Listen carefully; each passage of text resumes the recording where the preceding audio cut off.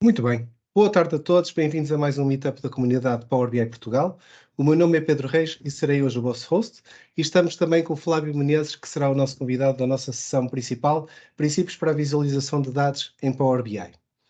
Antes de começarmos com a sessão, gostaria de fazer um pequeno update relativamente a algumas novidades da comunidade.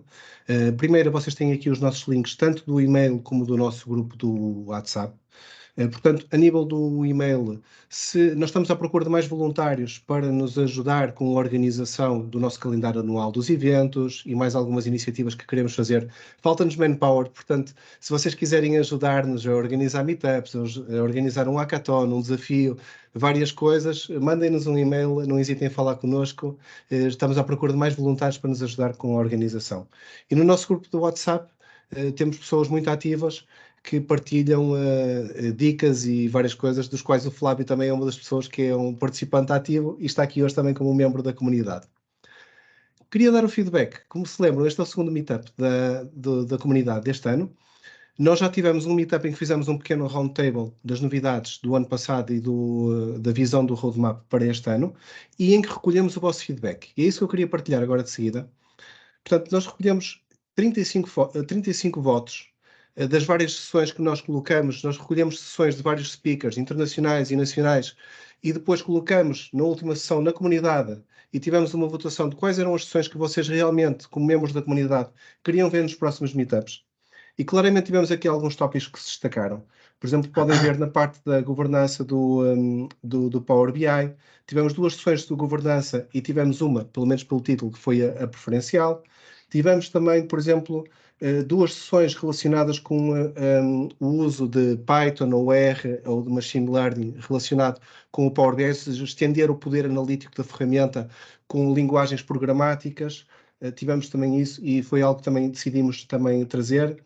Tivemos também sessões relativamente ao Datamarts. Tivemos até duas do Datamarts e, portanto, optamos por escolher uma para trazer e ambas eram do mesmo speaker também. Portanto, nós tentamos sempre trazer no máximo sessões de um speaker só.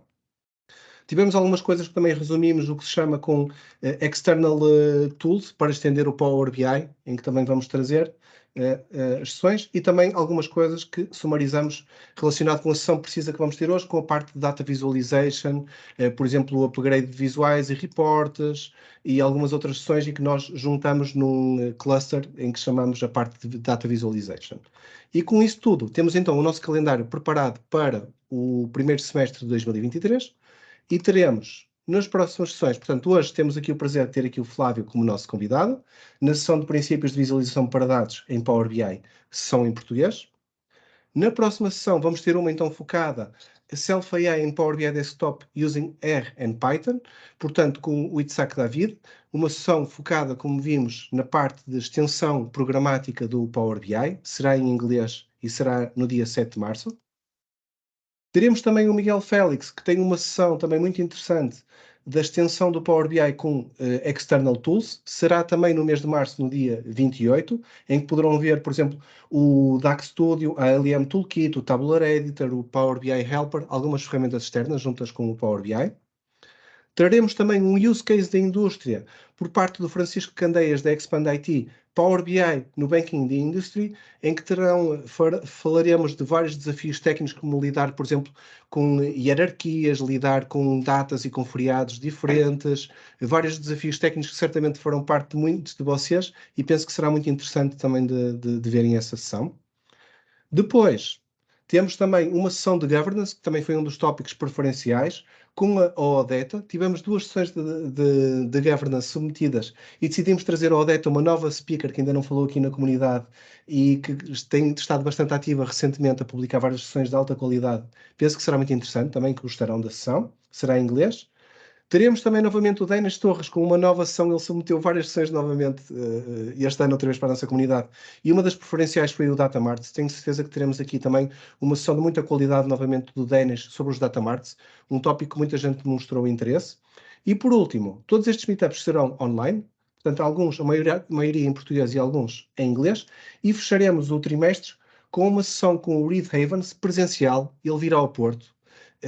E teremos uma sessão na Natixis, portanto temos um auditório com capacidade para cerca de 100 pessoas e convido-vos depois a virem nesse meetup presencialmente para termos um momento para fazer networking, para tomarmos um coffee break e para vermos uma sessão com o Reed Havens, que é um speaker, de certeza que a maioria de vocês conhecerá, um speaker internacional de renome, e que poderá ser um momento muito interessante também para termos aqui não só a parte online de troca de conhecimento, mas um momento híbrido também todos em conjunto.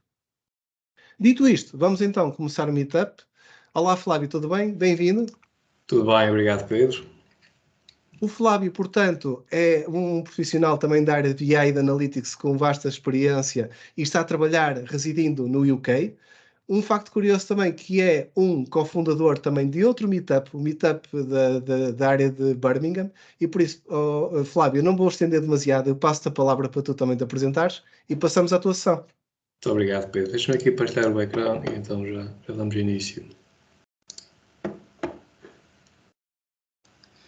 Diz-me só se consegues ver, Pedro. Perfeito. Está no modo, portanto, dos slides. Certo. Pronto, Pedro e Ricardo, esta sessão vai ter algumas perguntas e é bastante interativa.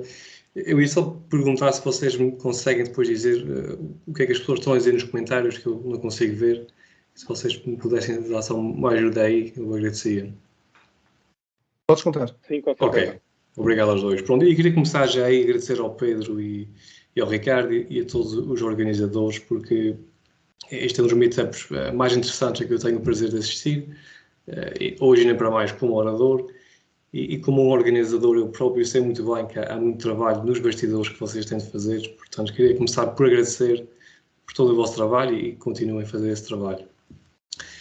Pronto, começando aqui na sessão Princípios para a Visualização de Dados em Power BI. Só aqui uma palavra sobre mim. Se não me conhecem, o meu nome é Flávio, sou natural dos Açores e, como já foi mencionado, resido no Reino Unido há cerca de 10 anos. Eu tirei Engenharia Civil na Universidade de Aveiro. Nesta altura enverdei por um caminho mais de BI e Data Analytics. Sou analista de dados certificado pela Microsoft e também cofundador do Power BI Meetup em Birmingham. Nesta altura sou o Managing Consultant numa empresa chamada Logical Projects e trabalhamos na área da construção em grandes projetos de engenharia no UK e na Europa. Pronto, como eu mencionei, esta sessão vai ser bastante interativa, tem várias perguntas para as pessoas e esta é a primeira. Portanto, quando eu mostro um relatório que se parece com o que vocês estão a ver aqui, qual é o primeiro instinto? Será um bom ou um mau design? E ponham a vossa resposta no chat, por favor, e vamos ver o que é que as pessoas pensam.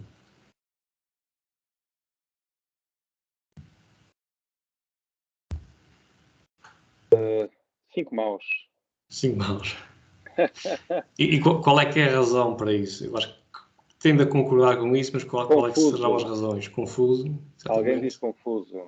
Exatamente. Não há outra coisa que sobressai?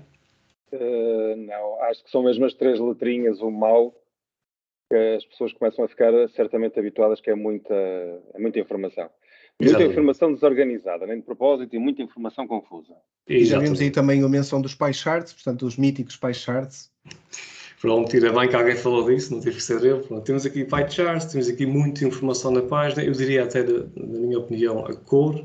Também é aqui um fator determinado que pode até ser um pouco demais.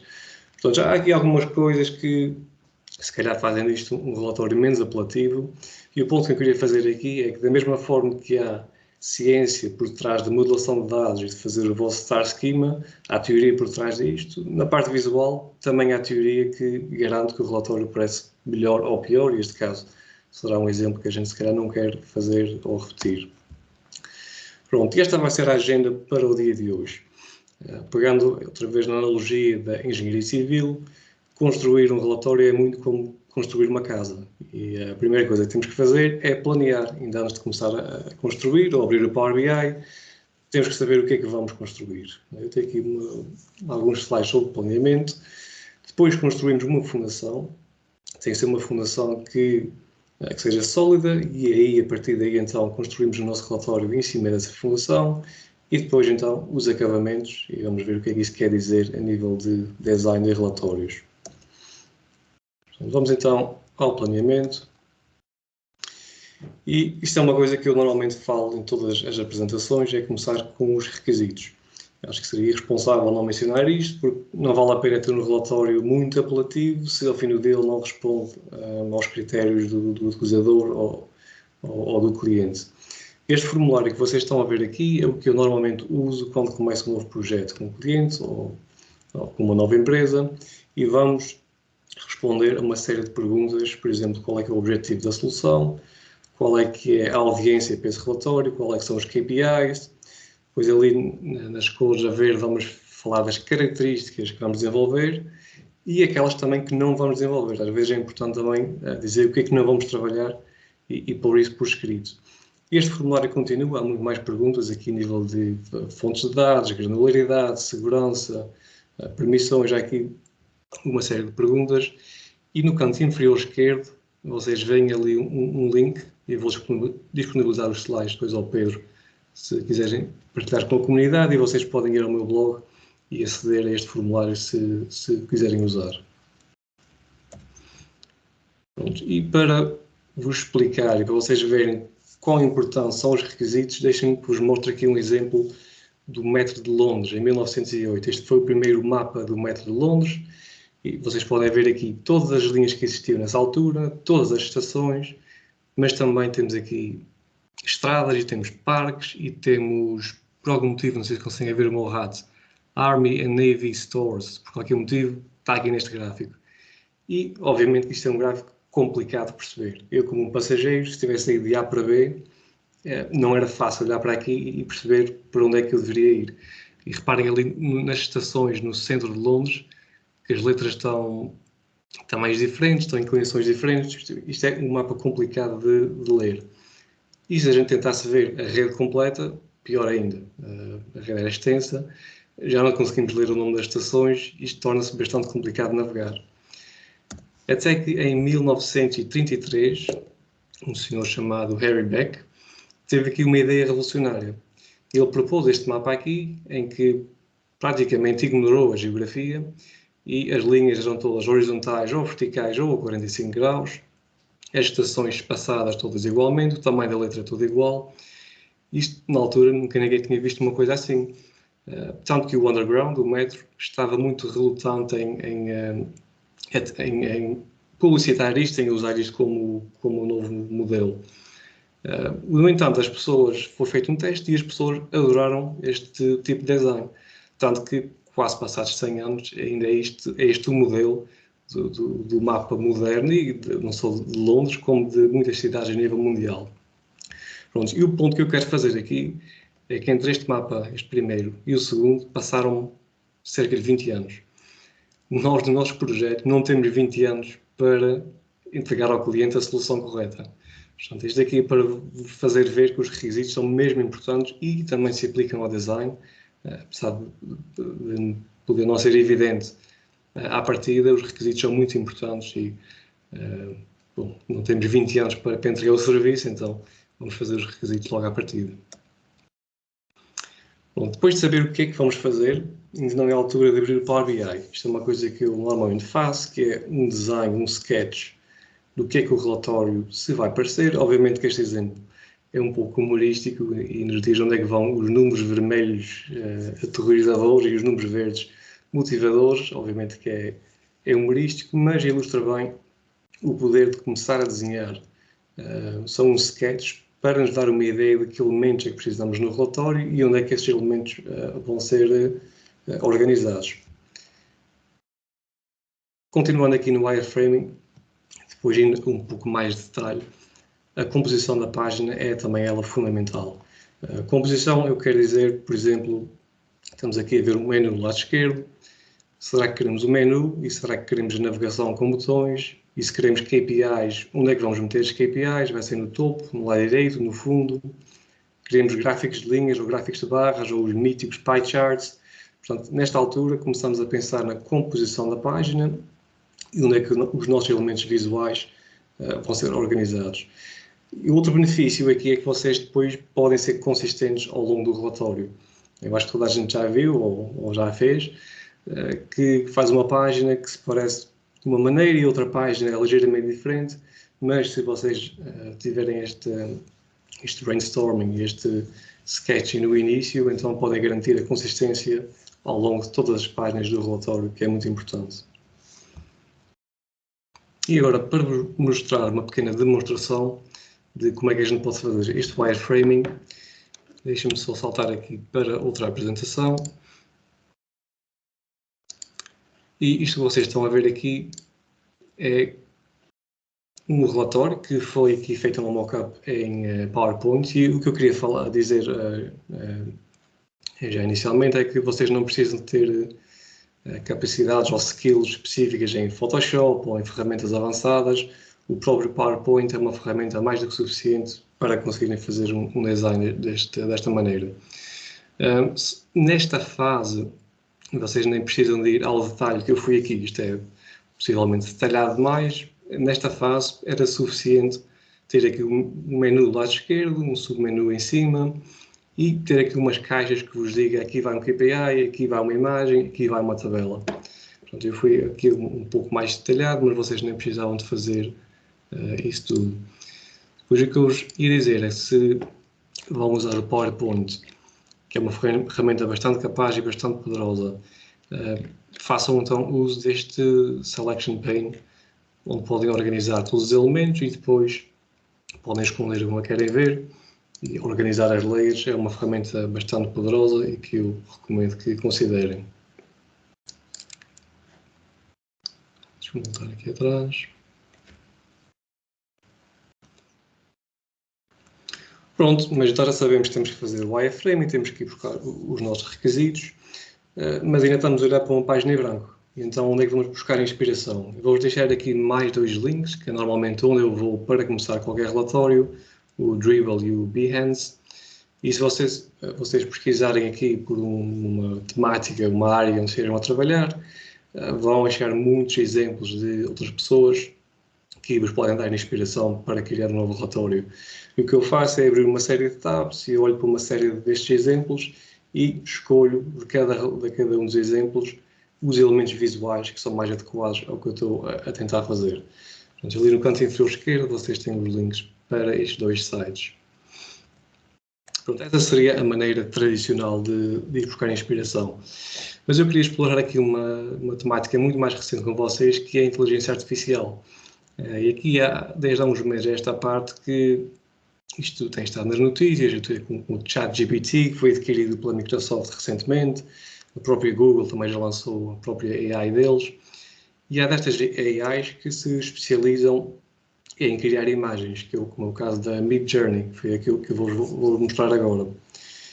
E eu dei-lhe o seguinte comando a esta AI: a dashboard design with charts showing numbers and a line chart showing trends, que é uma coisa relativamente genérica, não providencia aqui muitos detalhes. E a AI deu-me este resultado aqui com uma interpretação daquele comando. O que me surpreendeu bastante, porque eu não estava à espera do design serem tão apelativos e tão interessantes. Como vocês veem, são 4 opções diferentes. E se repararem com atenção, não sei se conseguem ver, aqui este texto e alguns destes números nem pertencem ao alfabeto. Isto é basicamente, são placeholders. Mas nesta fase seria mais do que suficiente, porque estamos a tentar ir buscar inspiração e isto dá-nos ideias de como é que poderíamos desenvolver os nossos dashboards ou relatórios. Este aqui é um segundo comando que eu tentei experimentar e o interessante é que também podemos passar imagens com parte do comando. Ou seja, eu usei esta imagem para que a AI também usasse como inspiração. Temos aqui mais um comando e o resultado foram estes 4 dashboards.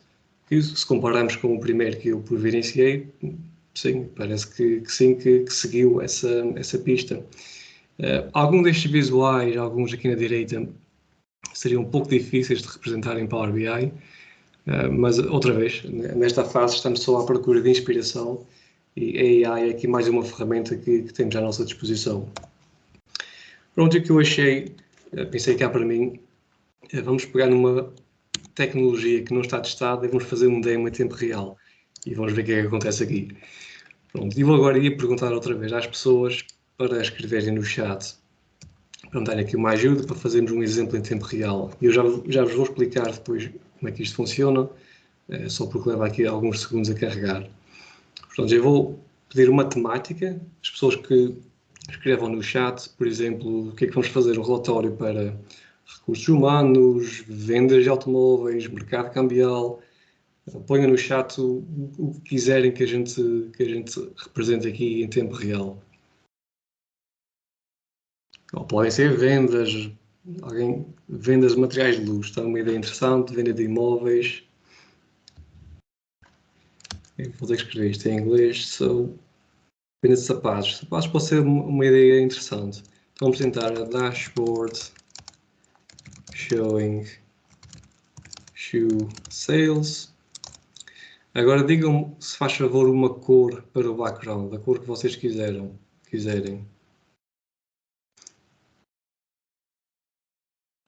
Ok, blue para o background.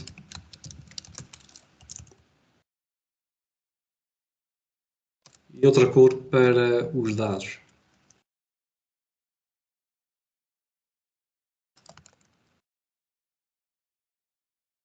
Data in white zones. Ok, acho que já vai chegar. E vamos fazer glass morphism style. Pronto, e vai acontecer aqui que este comando vai levar uns segundos a ser executado. E já não me deixou porque o material chegou ao fim. Então já não vou conseguir fazer isto. Mas pronto, o que iria acontecer aqui é que em tempo real ia ser gerados mais exemplos. Eu até vos posso mostrar uns exemplos que eu já fiz. Exatamente, eu tive aqui a testar alguns exemplos. E dependendo da temática que a gente pede e das cores, vocês já veem que vamos ter aqui exemplos que são bastante interessantes. Alguns difíceis de aplicar, mas já vos vai dar aqui uma ideia do que é que podem fazer com esta ferramenta. Pronto, e só para vos explicar como é que funciona. Envia-me o prompt no chat e eu vou ver por acaso se no meu servidor eu consigo gerar e põe aqui no chat. Eu já te confirmo. Certo. Então deixa-me, já te ponho aqui no chat. So a dashboard design showing shoe sales. O background white data class morphism style.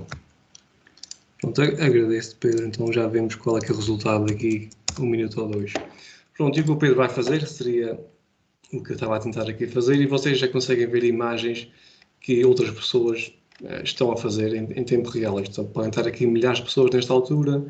Neste momento é um serviço público, temos que registrar, mas é gratuito e é público. Isto não vai ser grátis por muito mais tempo. Eles estão só em testes. Isto é uma ferramenta que vai começar a ser paga muito em breve. Então, quando estiveres aí, Pedro, podemos dar uma vista de olhos. Está a começar a fazer alguma coisa. Ok. Então neste pequeno interregno, Fábio, só perguntar uma coisa. Certo. Isto é uma aplicação que funciona dentro do Discord? Desculpa-me, estou baralhado com a imagem.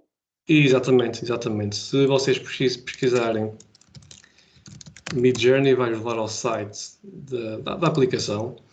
Okay. E depois a maneira como eles estão estruturados, por agora, penso eu, é que funcionam num servidor dentro do Discord. Mas eu acho que isto não vai ser assim durante muito tempo. Eles certamente que vão pôr isto atrás de uma paywall. E acho que é uma questão de tempo. Porque é mesmo já tens aí alguma coisa, Flávio, antes depois de mandar fazer o render com mais detalhe? Pronto, já vi, já está aqui. Deixa-me só abrir aqui. Acho que conseguem ver. E este foi o resultado que o Pedro obteve com aquela prompt que a gente fez. Como podem ver, azul, como a gente pediu para o background. O branco para a data nem tanto. A gente se calhar teria que brincar aqui com as opções. Mas já vem que isto aqui, por exemplo, no canto inferior direito, este seria um relatório bastante interessante. Aqui muitas possibilidades. E se não viram, dê uma vista de olhos, porque, como eu disse, não acho que isto vai ser grátis por muito mais tempo. Pronto, obrigado, Pedro. Eu vou tentar fazer o upscaling só desta última imagem que tu mencionaste e depois coloco aqui no chat, se conseguir. Boa, muito bom. Ok, voltando então aqui à apresentação. Mais uma ideia que é aqui para inspiração. Ok, vamos então falar coisas mais aborrecidas depois de Portanto, entretenimento com AI, mas também muito importantes para para a fundação do relatório, para a estrutura da página. E há aqui três coisas que têm que ser as três, têm que combinar umas com as outras. E a primeira, eu vou-vos mostrar exemplos em um segundo de todas elas, mas a primeira é trabalhar em cima de uma grelha. E a grelha é que nos vai permitir organizar o nosso espaço de uma forma eficiente e consistente. A segunda coisa é o espaçamento entre os elementos e a terceira é alinhar todos esses elementos. E se uma destas coisas mudar, então as outras duas também devem acompanhar para ser consistente. Pronto, vamos usar outra vez o relatório que a gente viu há pouco. O que eu vou fazer é sobrepor aqui os elementos que eu usei para planear o relatório. E se a gente olhar para a estrutura, vemos que no lado esquerdo temos o menu, na margem superior temos o submenu e depois o corpo do relatório está dividido neste retângulo, que por sua vez está subdividido em dois subretângulos na parte superior. E a ver que temos as guias, e estas guias são, aqui no centro, são perfeitamente simétricas e os meus visuais só podiam ir dentro desta grelha. Agora, vocês podem usar a grelha que entenderem, eu poderia ter subdividido isto ainda mais. Agora, o que eu diria é, quanto mais subdivisões, mais complexo o vosso layout se vai tornar. É mais difícil para vocês de fazerem um relatório e para o utilizador também vai ser mais difícil de compreender. Uma grelha simples é uma maneira muito fácil de organizar o relatório, é uma coisa que eu aconselho que façam. Outra coisa é o espaçamento. Isto pode não ser evidente assim à vista desarmada, mas se eu fizer aqui um overlay, vocês veem que todas aquelas setas são exatamente a mesma distância. E podem ver que todos os botões estão distanciados com a mesma distância. A margem inferior é igual à margem direita, é igual à margem superior.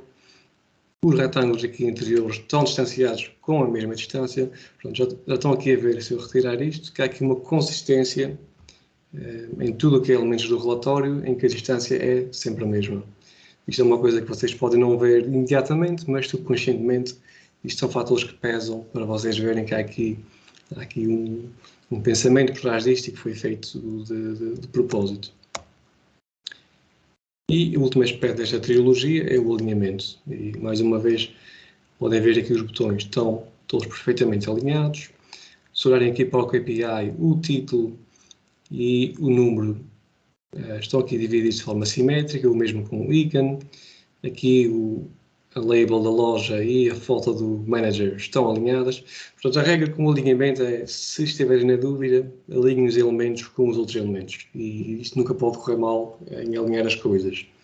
E se vocês pensarem, estas três coisas que a gente falou, esta trilogia, isto não requer nenhuma skill específica. Isto é basicamente um pouco de trabalho e a gente sabe que tem que fazer isto, são as regras, mas não requer de muita criatividade, é só mesmo uma questão de ter isto em mente.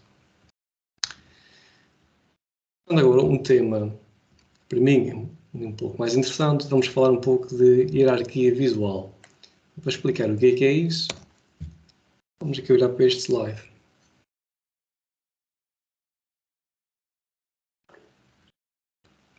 Resultou? Normalmente resulta. Pronto. Normalmente resulta porque há aqui uma série de técnicas que este autor usou. Não vi o que desta imagem, tem ali a fonte. Mas há aqui uma série de técnicas que é o próprio texto, o tamanho do texto, a cor, a densidade do texto. Isto aqui, para mim, esta imagem é excelente porque demonstra storytelling na sua forma mais pura, porque o autor está-nos basicamente a levar através desta página, está-nos a dizer o que é que vemos primeiro, o que é que vemos a seguir. Isto, para mim, é a grande representação de storytelling. E para tentar desconstruir um pouco os princípios que estão por detrás disso, vou-vos falar aqui um pouco de Gestalt. E Gestalt é uma palavra alemã.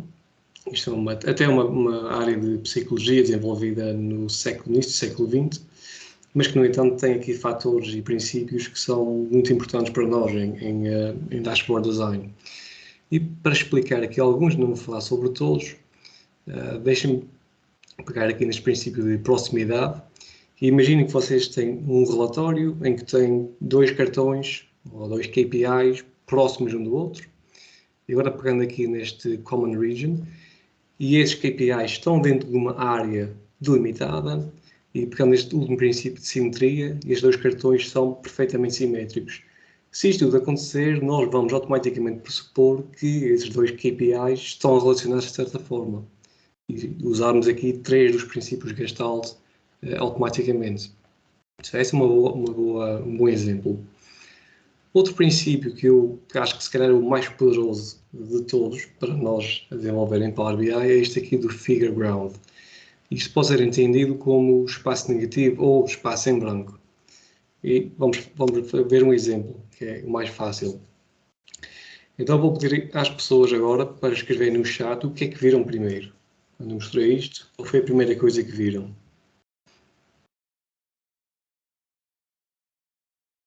A árvore. Exato. Normalmente seria a árvore que vemos primeiro. Mas não sei se viram aqui neste espaço em branco, temos aqui o gorila na esquerda, temos aqui o leão na direita, temos aqui uns peixes.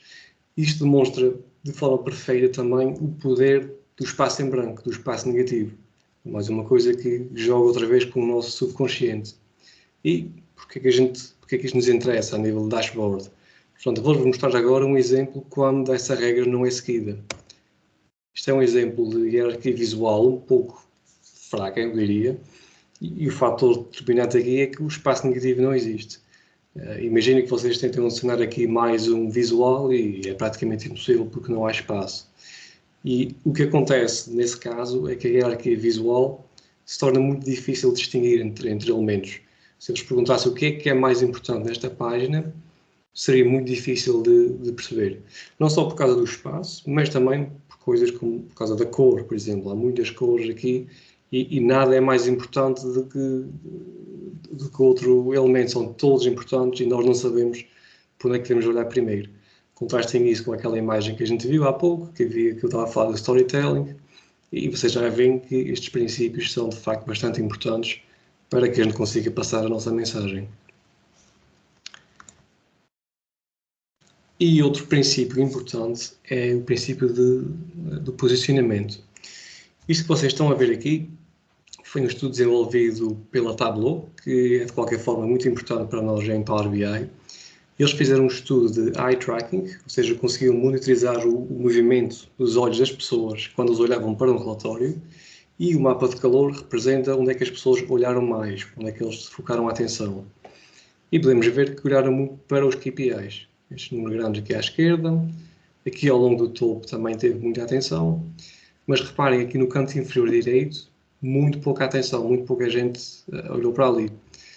E a gente já vai ver alguns fatores que contribuíram para isso. Um deles poderá ser uma certa fadiga visual, porque reparem que há aqui 1, 2, 3, 4, 5 visuais que são exatamente iguais, um gráfico de linha, e chega-se aqui ao último e as pessoas já estão a prestar muito pouca atenção a isso. Isto é uma coisa que convém ter em mente. E para explorar este tópico um pouco mais, este estudo então pegou no mesmo relatório, que estamos a ver aqui à esquerda, e fez um teste A/B. Numa página, deixaram os KPIs todos em cima, e na outra página, meteram os KPIs todos em baixo. Eles mostraram isto a uma série de pessoas, e o que eles concluíram é que quando os KPIs estão no topo, as pessoas detectaram isso 3 vezes mais rápido. E não só isso, como analisaram estes KPIs 2,5 vezes por mais tempo. Ou seja, a partir do momento em que a pessoa está a olhar para o relatório, chegou ao KPI no topo 3 vezes mais depressa e fica lá muito mais tempo a digerir esses números. Isto começa-nos a dizer que há aqui certas zonas da página que são mais importantes do que outras. Pronto, eles fizeram este estudo para uma série de diferentes relatórios, com diferentes designs, e deram 10 segundos às pessoas para analisarem esses relatórios. E eles concluíram que, em média, o canto superior esquerdo era a zona para a qual as pessoas olhavam mais rapidamente, cerca de 1 segundo, e as pessoas já tinham achado os visuais ali. Enquanto no canto inferior direito levava mais de 6 segundos. Portanto, já há aqui uma grande diferença entre os elementos da página, entre os quadrantes. E o mesmo estudo foi feito para perceber quanto tempo é que as pessoas ficavam a olhar para estes visuais. Canto superior esquerdo, 1,5 segundos, canto inferior direito, de 0,4 segundos, é outra vez uma grande diferença entre a atenção. Pronto, e a conclusão é esta frase que apareceu ali agora, que é uma coisa que a gente se calhar já tinha ouvido falar, mas que agora temos alguma ciência para provar isso, que é o quadrante superior esquerdo é o foco da atenção do utilizador. E há aqui algumas considerações, mas eu vou mencionar estas daqui a 2 ou 3 slides. Mas, em geral, o quadrante superior esquerdo é uma zona muito importante da página. Pronto, eles depois levaram este estudo mais longe e perguntaram, ok, já sabemos que os KPIs são coisas importantes, mas o tamanho da letra tem algum impacto? Então, este teste aqui tem exatamente a mesma página, com os mesmos KPIs, e o que muda é apenas o tamanho da letra. E a conclusão aqui, também, se calhar não foi muito surpreendente, é que quando a letra é maior, quando o visual é maior, é detectado muito mais rapidamente e analisado, neste caso, o dobro do tempo. Pronto, e a conclusão aqui é que elementos maiores atraem mais a atenção do utilizador, e se vocês pensarem, faz sentido. Se eu, como um autor, faço um elemento muito grande e ponho isso numa posição de destaque, então estou a dizer ao utilizador, isso é importante e, por favor, olhem para isso. Pronto, 2 conclusões interessantes deste estudo do Tableau. Como eu falei, há aqui algumas considerações, é que isto foi baseado em análise livre, ou seja, as pessoas não foram instruídas a fazer uma tarefa específica, porque isso pode afetar a atenção, ou onde é que as pessoas olham primeiro. 150 pessoas participaram, e aqui este último ponto é importante. Esta conclusão do canto superior esquerdo ser importante pode não se verificar para outras culturas não ocidentais. Por exemplo, quando as pessoas leem da direita para a esquerda, então este paradigma pode ser ligeiramente diferente. Mas, de qualquer forma, damos aqui um bom ponto de partida para nós podermos fazer relatórios de forma mais efetiva. Ok, e passando aqui para os acabamentos, tem aqui mais um slide interessante para vos mostrar. Isto foi feito por uma empresa aqui do UK, YouGov, que é uma empresa que faz pesquisa de mercado. E este estudo era, por algum motivo, perguntaram às pessoas do UK qual é que era o ingrediente favorito deles para meter na pizza. Algum problema com este gráfico? Põem no chat se tem aqui, se vocês veem aqui algum problema com isto.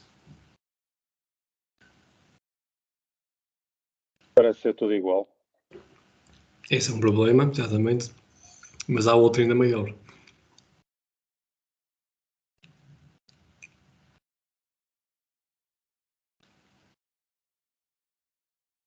Não? Pronto, para mim o grande problema deste gráfico aqui é que se a gente adicionar aquelas percentagens, isto vai quase para 500%.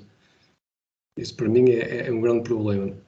Enquanto que o pie chart é suposto representar a parte para um todo e, obviamente, a recomendação é que isso não passe de 100%, é que seja 100%.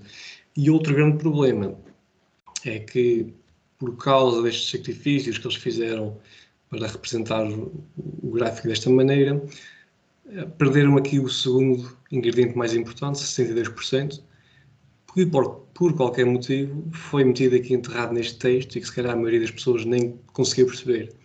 Isto para mim é a representação do que nunca podemos fazer, que é sacrificar a informação para representá-la num determinado tipo visual, por qualquer que seja o motivo que os levou a fazer isto.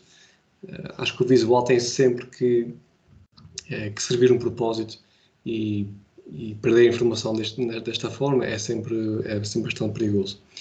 E o que eu fiz aqui foi tentar representar a mesma informação, os mesmos dados, mas num gráfico mais simples e que não fosse erróneo. Por exemplo, temos aqui o número de respostas em vez da percentagem, porque aqui o que acontecia é que as pessoas podiam escolher quantos ingredientes quisessem, ou seja, a percentagem nunca seria uma maneira, uma boa escolha para representar esta informação, e neste caso um gráfico de barras conseguiria representar isso tudo de uma maneira que não induzisse as pessoas em erro.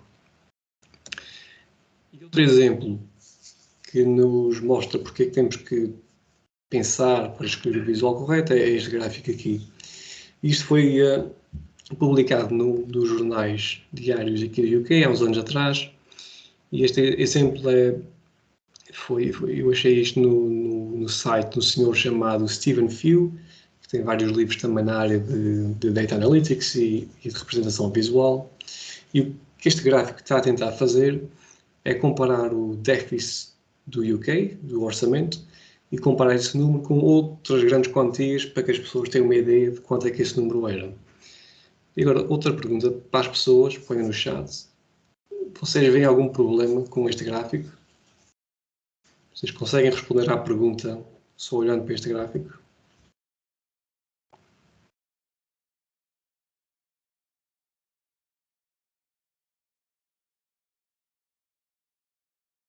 Eu vou pressupor que as pessoas estão ok com isto.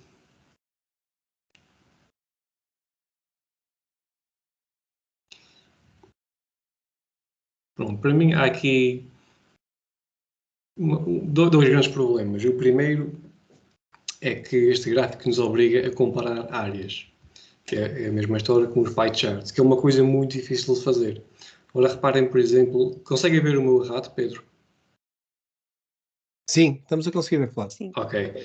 Pronto, reparem aqui neste retângulo do gasto no NHS e comparem com este aqui, Mortgage Lending 2007.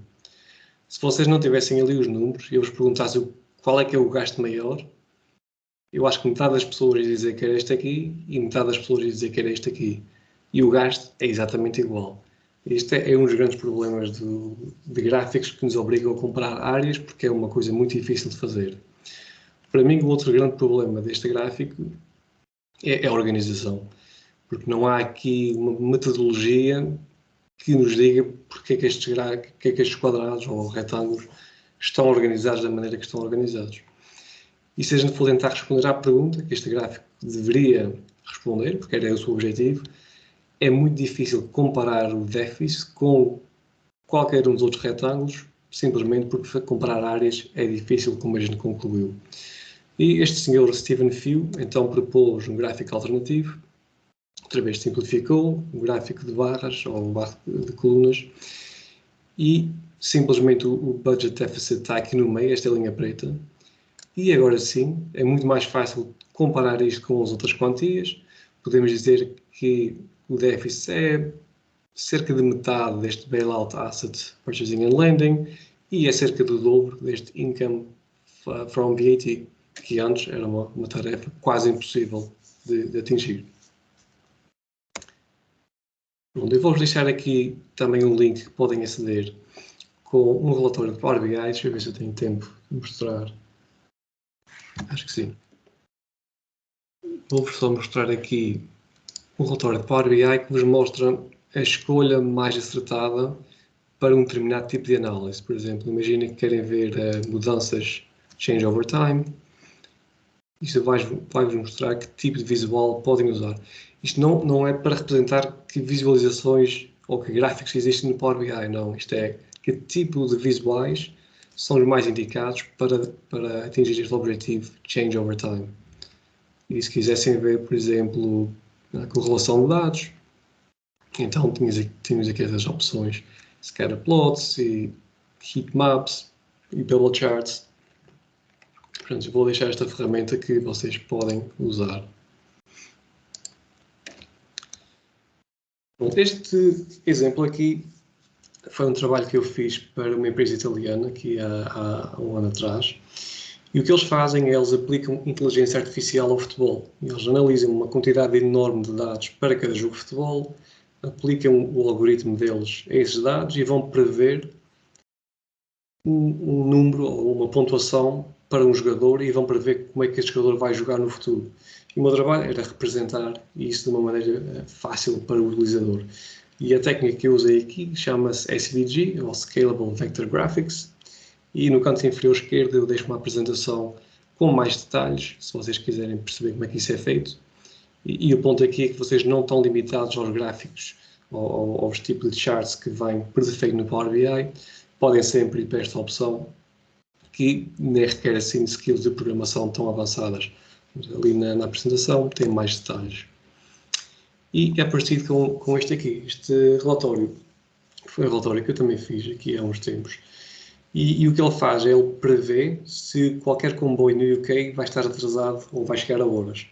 Portanto, isto usa dados reais que que são open source e que toda a gente pode aceder, que são os mesmos dados que estão nas estações de comboio aqui no UK. Portanto, temos aqui uns controles e depois a parte interessante aqui a nível visual é este ecrã que está a aparecer agora.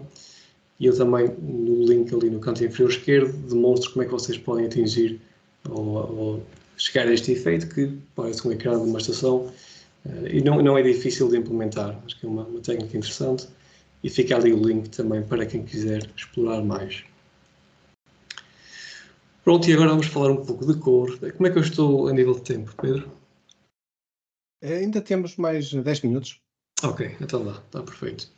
Pronto, vou só falar aqui rapidamente de cor e se calhar as pessoas pensavam que cor seria a primeira coisa que a gente ia falar, mas na minha opinião a cor por si só não vai salvar o relatório. Se tudo o que a gente falou até agora não estiver implementado, então a cor por si só não chega. Mas muito rapidamente o que eu fiz aqui foi escolher uma cor principal, que é este azul, e é a cor dos menus e é a cor dos KPIs e das linhas. E depois fiz uma variação mais escura e mais clara. Podem ver a cor mais escura é aqui nos títulos, e usada aqui na tabela. A cor mais clara é usada aqui nesta label, no submenu aqui em cima. E depois temos duas cores, que são cores de destaque, que são usadas no KPI, e aqui para destacar esta brand na tabela e aqui os botões de ação. A única regra aqui da cor de destaque é que deve ser usada muito especificamente, com uma ideia muito específica. Isto não é para ser usado no relatório todo, porque então aí deixava de ser destaque. A regra com a cor é que não tenham muitas cores, 4 ou 5 já dá, como vocês veem, para fazer um relatório completo, se quiserem, e sejam consistentes no uso dessa cor. Essa também será talvez a mensagem mais importante, é a consistência no uso da cor. Tem aqui mais uma ferramenta que vos vou deixar, que é um website muito interessante. E este website permite-vos criar uma paleta de cores simplesmente carregando na barra de espaços do vosso teclado. E ele vai-vos criar aqui cores automaticamente e consistentes, que também é outra coisa importante. O que vocês podem fazer é remover cores, neste caso só tenho 4. Podem escolher aqui gradientes dessa mesma cor, aqui mais claro ou mais escuro. E depois temos aqui ferramentas muito interessantes, por exemplo, podem alterar o brilho para todas essas cores e a saturação. E quando tiverem aqui uma paleta de cores que gostem, podem exportar, por exemplo, para PDF. E vamos ver o que é que acontece aqui.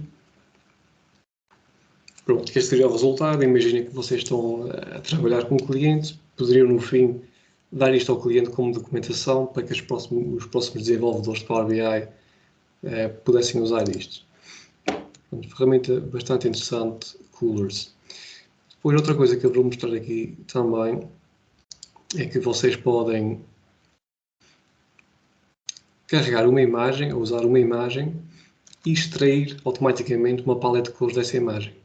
Imaginem que vocês têm o logotipo de um cliente, podiam carregar a imagem aqui e esta ferramenta automaticamente iria extrair as cores desta imagem, que vocês ainda poderiam mudar se quisessem, e depois voltar ao gerador de cores. E mesmo aí já podiam depois jogar com isto e remover algumas ou mudar a saturação. Poderiam fazer tudo isto através desta ferramenta. E a última coisa que vou mostrar aqui neste website é o verificador, o calculador de contraste. E o contraste pode ser definido como um número. O contraste é quão fácil é ler um texto em cima de um background de cor diferente. Se eu tiver texto branco em cima de um fundo preto, o contraste é 21, que é o máximo possível. Enquanto que se tiver texto branco em cima de um fundo branco, não dá para ver, o contraste é 1. Ou seja, o contraste pode ser definido como um número que vai de 1 até 21. O objetivo é que vocês tenham aqui uma paleta de cores que seja perceptível para texto pequeno e texto grande. A gente já vai ver porque é que isso é importante. Só mesmo agora para terminar. Já falamos deste aqui. Isso é muito importante por causa da acessibilidade, que é uma coisa que vou falar aqui hoje. Eu confesso que eu não estou bem a par da legislação em Portugal, mas pelo menos aqui no UK desde há uns anos, que qualquer website e aplicação pública é obrigatório que cumpra aqui com certos requisitos. E os requisitos é Web Content Accessibility Guidelines e tem que se atingir o nível AA. Pronto. Este guia não é uma leitura muito fácil, confesso, e é bastante extenso e tem muitas regras, mas não é leitura fácil. E por esse motivo vou deixar aqui também 2 links para o UK Government Analysis Function, que é basicamente uma organização de estatística, que seria o equivalente aqui a Portugal.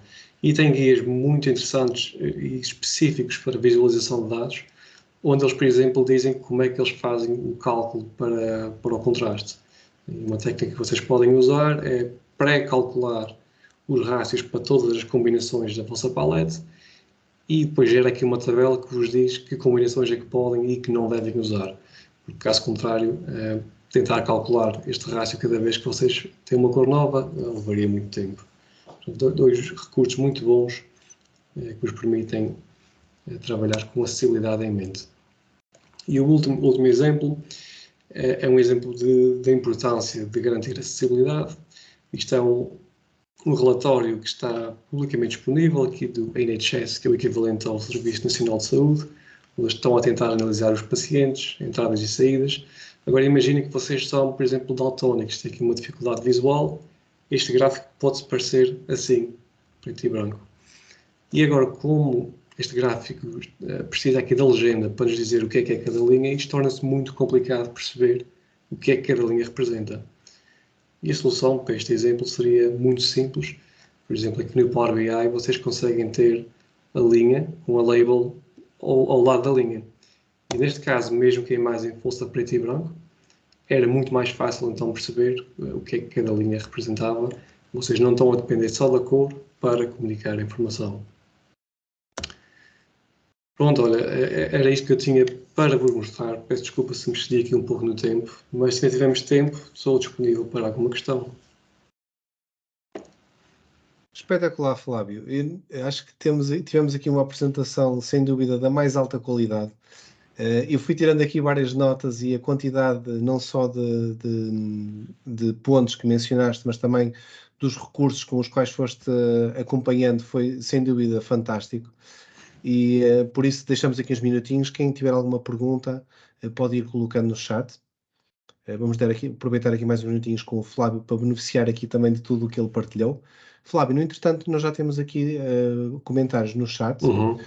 Portanto, nós obviamente podemos colocar a apresentação disponível depois. E eu te perguntar se por acaso já tiveres em PDF e se quiser já colocar diretamente no chat, já podemos deixar aí disponível, senão nós depois partilhamos depois da apresentação. Sim, eu vou-te mandar depois no PDF e podemos partilhar com as pessoas. Muito bem. Temos aí uma questão do Alexandre no Power BI para colocar a legenda ao lado da linha. Portanto, isto foi uma funcionalidade que saiu há poucos meses, não foi? Exatamente, tens razão. Eu, por acaso, não tenho aqui o Power BI aberto e vou ter de ver exatamente em que menu aqui está e nem sei dizer em português como é que se chama. Mas acho que seria Line Label. Isto é uma funcionalidade recente, tens razão, Pedro. Isto tem para aí 3 ou 4 meses. Exatamente. Mas já é possível fazer, porque até foi lá que eu consegui fazer este exemplo. Exatamente. Como aquilo está sempre a mudar de lugar, portanto, o melhor mesmo é procurar, como o Flávio disse, o line label diretamente na search box para encontrar onde é que está, Exatamente. Porque as coisas vão mudando com os meses. Eu, se for possível, vou meter aqui uma cunha e tenho 3 ou 4 questões rápidas para colocar.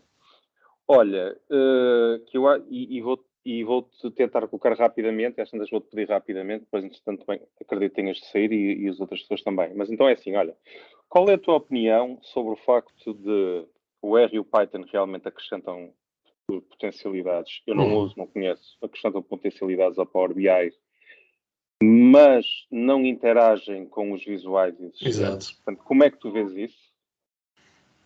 Pronto, na minha opinião, o R e o Python e qualquer visual third party, mesmo só por necessidade. Tudo o que eu mostrei hoje aqui poderia ser atingido com os visuais standard e esse é sempre o meu go-to, é tentar usar os visuais que já lá existem. não é para dizer que os visuais de terceiros não sejam poderosos e que não sejam valiosos, mas vais ter de pensar em licenciamento, vais ter de pensar no where no Python, se a funcionalidade está lá, que às vezes não está em termos de cross-filtering e cross-highlighting, isso não existe. Portanto, o que eu recomendo às pessoas é que tendem sempre a usar os visuais standard, que são muito poderosos. Quase tudo o que eu mostrei hoje aqui só usa isso e acho que conseguimos atingir um efeito bastante interessante só com esses.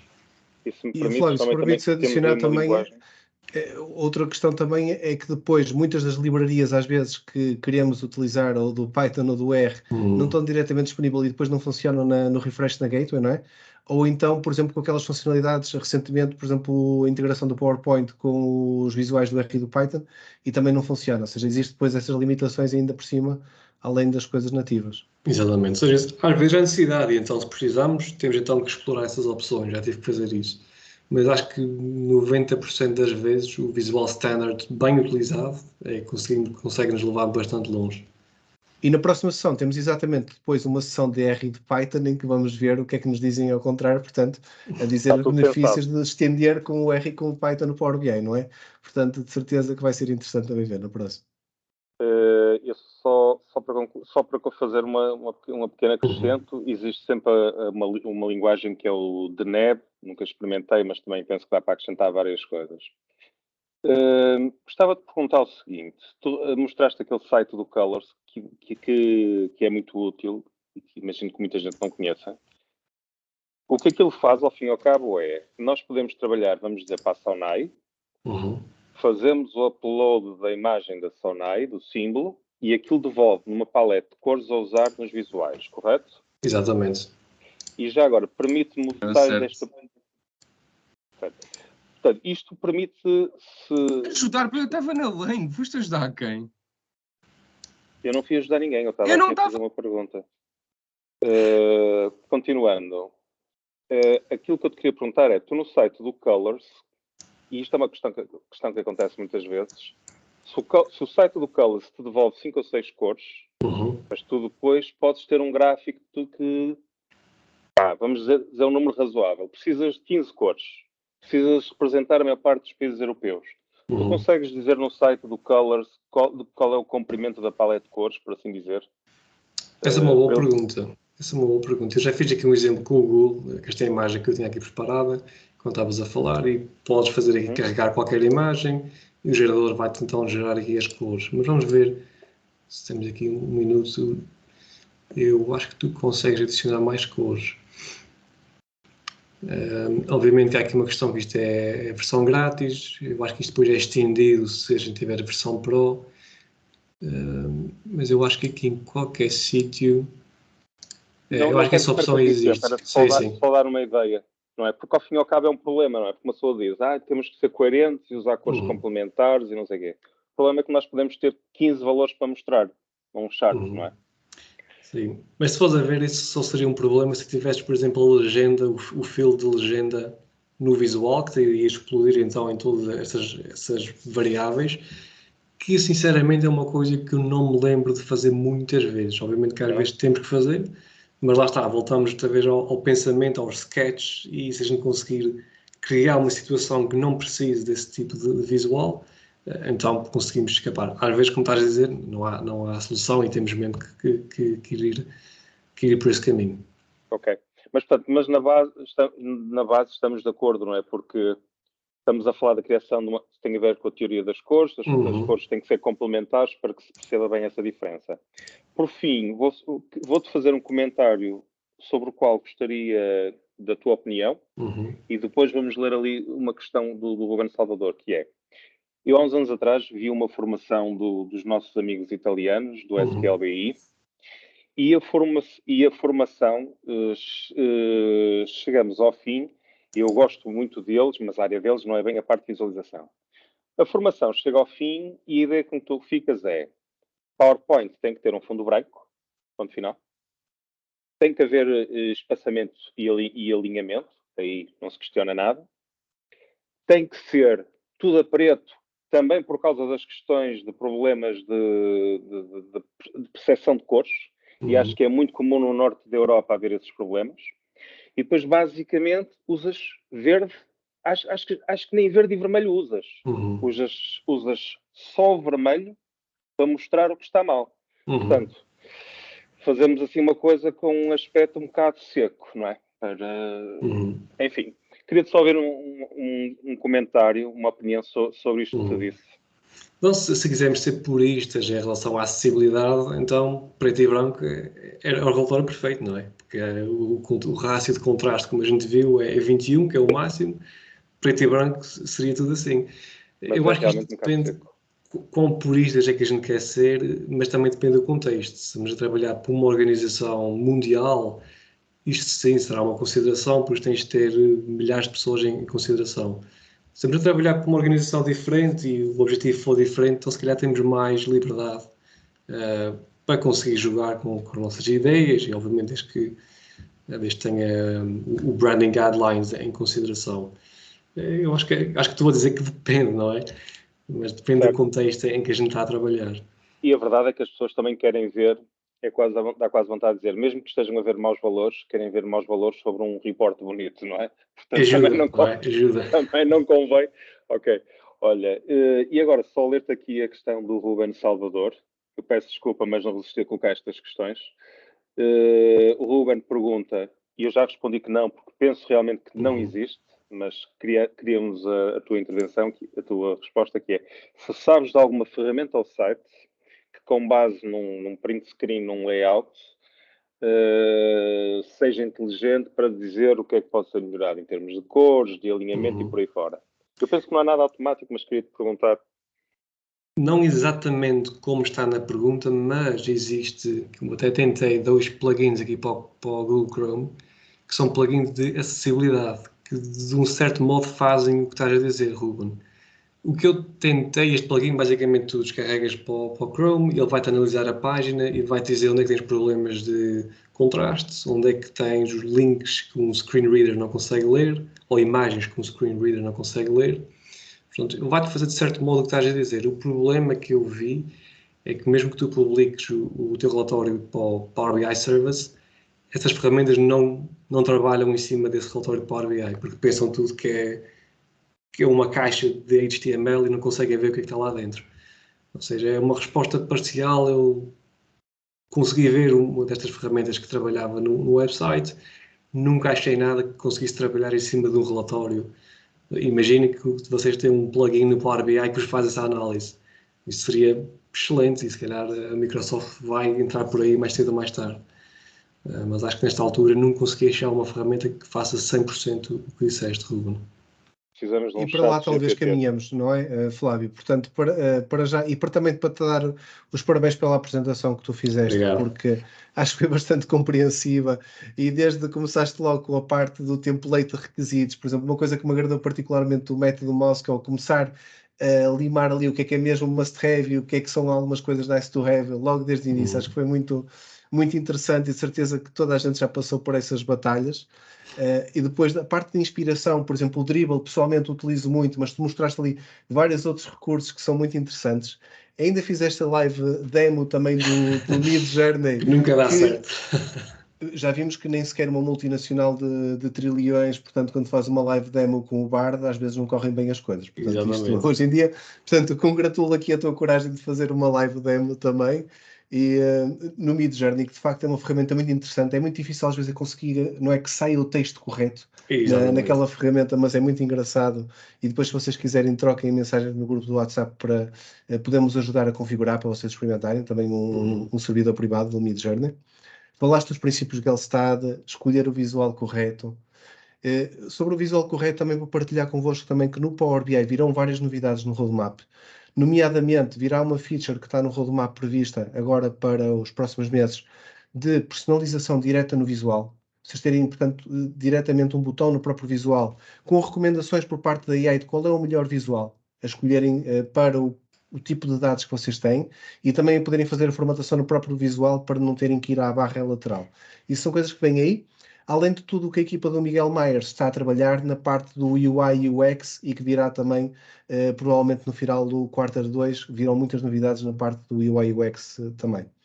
Por último, também todos os recursos que tu partilhaste, Flávio, tivemos aqui vários comentários, a parte de cores, a parte de acessibilidade, tudo isso, acho que de facto, muito obrigado pela tua participação. Ora, é e prazer. será muito útil para a nossa comunidade participar desses recursos todos. Contamos com uma sessão futura tua muito em breve, Flávio, outra vez, pode ser? Seria um prazer. Uma continuação. E se calhar até em Portugal, vamos ver se consigo dar um saltinho, aí seria ainda melhor. Muito bem, fica a combinar então. Tu hoje conseguiste falar daquele aspecto que era o Moscow. Desculpem-me porque eu devo estar aqui distraído com os meus filhos. Então foi disso que eu não me apercebi. Sim, falei aqui do Moscow, eu já te mostro aqui muito rapidamente. Não este ecrã, é aquele outro. O Moscow é uma técnica em gestão de projeto muito utilizada para priorizar features. Já te mostro aqui. Pronto, está ali. Estás a ver? É basicamente vamos dividir os requerimentos, o que é que vamos fazer, o que é que fazemos se tivermos tempo e o que é que não vamos fazer. Ou seja, isto aqui permite-nos categorizar e ordenar os requerimentos. Ok. E este formulário continua, tem aqui muito mais campos, só tive aqui espaço para mostrar estes. E tu, entretanto, mandaste a apresentação ao Pedro. Ok, impecável. Vou mandar agora, sim, já mando e então podemos partilhar com toda a gente. A forma como traduziste aquilo que parece ser absolutamente racional com a parte científica da coisa é muito interessante, porque muitas vezes vêm-se coisas deste género e não se traz ciência ao barulho. Portanto, os meus parabéns. Muito obrigado. É um prazer aqui juntar-me à comunidade mais uma vez. Muito obrigado a todos também que participaram. Portanto, está mesmo na hora de fechar, mas acho que valeu a pena ficarmos aqui mais uns minutos com o Flávio para as questões. Tivemos mais de 90 pessoas a participar hoje, o que é espetacular. E para provar também que o trabalho que fizemos a pedir a vossa opinião e trazer sessões também que fossem da vossa preferência, espero que as outras também estejam ao nível da que o Flávio trouxe hoje. Obrigado e até dia 7 de março com a nossa sessão de R e Python junto com o Power BI. Fica aqui o desafio. Têm no chat já o link para se juntarem. Obrigado, Flávio. E até à próxima sessão. Tchau, prazer. Fiquem bem.